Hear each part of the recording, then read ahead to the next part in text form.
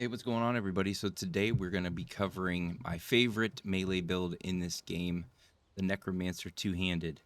It is fantastic. I love this build. So what are we running? We are running 5 pieces of Noble Duelist, 5 pieces of Runecarver's Blaze. We got Divine's multi-effect, Reinforced. This is the only one that has something besides Divines on it. But all of them are multi-effect with Divines except for the chest piece. It's a trainee chest piece. And then Runecarver's Ring. We did Prismatic Cost Enchantment instead of the multi-effect. Felt like that was better for this build. But infused on the Oaken Soul Ring. Bloodthirsty, infused Bloodthirsty. And then our weapon, Battle Axe of the Noble Duelist with precise and poison damage. For our food, Dubious Camoran Throne, #1 best, but you could run anything because our sustainability is really good based on everything that we've done with champion points and our skills that we have slotted. You don't really have to worry that much about running out of your resources.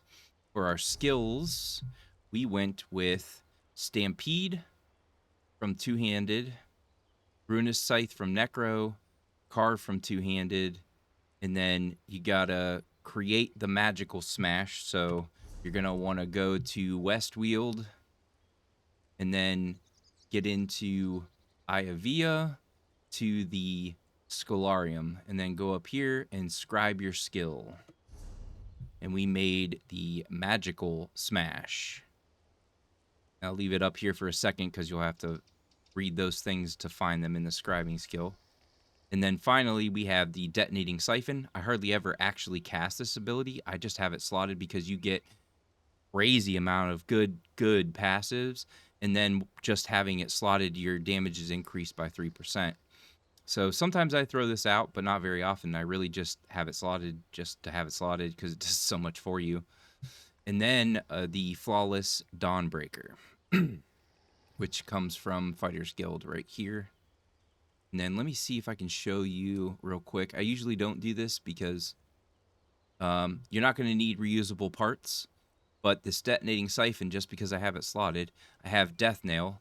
Increases your critical strike chance against enemies under 25% health by 10% for each Grave Lord ability slotted. While a Grave Lord ability is active, your spell and physical penetration are increased by 1,500. And increase your damage done with damage over time effects, which we are doing a lot of. So, how do I operate these skills? I cast the Stampede first. I get in their face. It's going to leave an effect on the ground that's damaging them. Then we're going to hit them with the Carve, applying bleed damage. You can hit them multiple times with this. This is kind of like a semi-spammable combination between Carve and Ruinous Scythe, my #1 favorite skill in this game. I love Ruinous Scythe. I love everything that it does. It does so much for you. And the biggest thing with this is proccing that off balance on multiple enemies. It's so freaking good. That off balance is going to do so much for the amount of damage you're doing. And then we throw out the Magical Smash. Sometimes we'll cast this, but we won't in this explanation. Then we drop our Flawless Dawnbreaker, so we get that 300 weapon and spell damage increase for 20 seconds. And then it does a lot of damage on its own anyway. But you got to make sure you're aiming this because it's a hit or miss type of ultimate. So you're going to want to make sure you're landing this on an enemy. But throw out the Stampede, throw one of these, throw one of these. You can either heavy attack or you can just throw down a couple light attacks, hit him with the Magical Smash, drop the Dawnbreaker. And then you just go back through it, either 2 light attacks or wind up a heavy attack. Throw this down again. Throw this here. Throw this here. Anytime there's an enemy that's not off balance, you want to hit them with that. You want to proc that off balance on them. That is what is giving us all of that extra damage that we are getting from our light and heavy attacks and from our other skills, which we will get to that in a minute.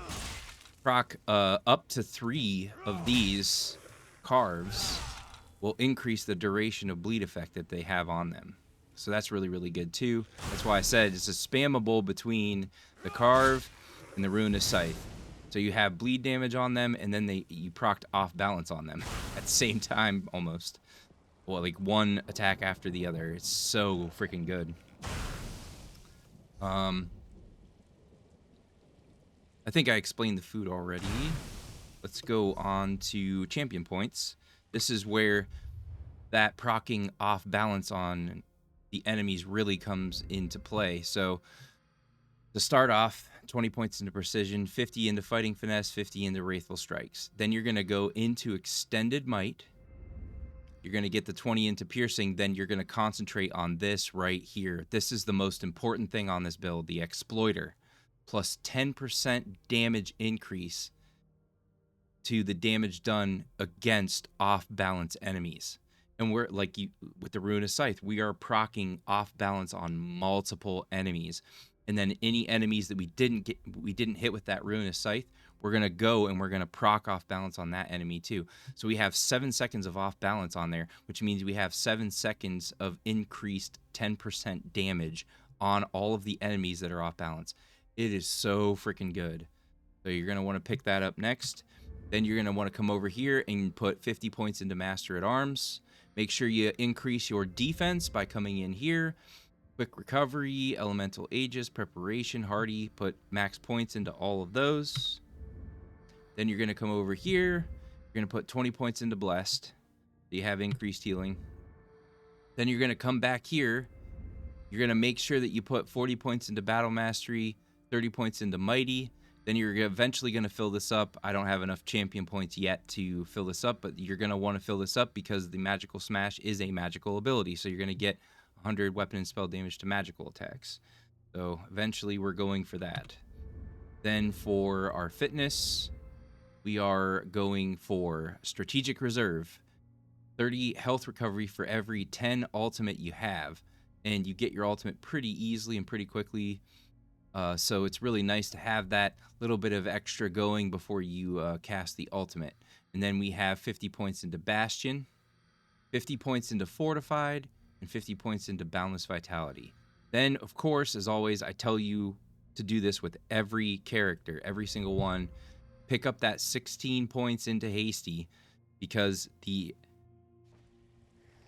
ability to move in and out of danger, the ability to step out of AoE attacks, the ability to run away from attacks is its own skill in this game. It is super important to make your character fast.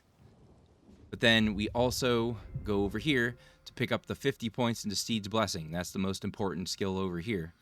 Because once again, we're getting that 20% move speed. Super, super important. I also highly recommend getting Rationer. This is really good as well.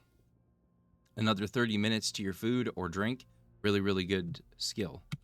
And that's it.